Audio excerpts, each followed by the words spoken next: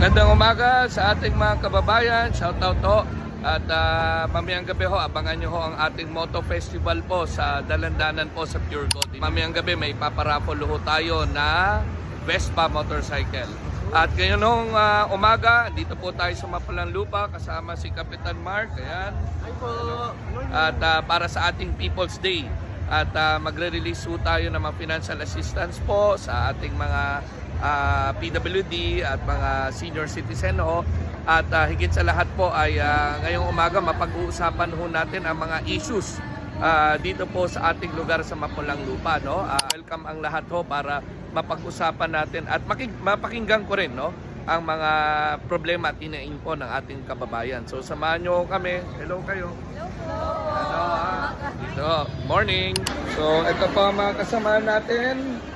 At higit ho na 300,000 po ang ating i-release po bilang financial assistance po sa mga may sakit po natin. Simigay rin ho tayo ng wheelchair, ng tungkod, hearing aid, no, para sa ating mga senior citizen.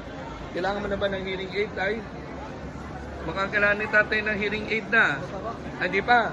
Malinaw pa raw ang kanyang pandinig.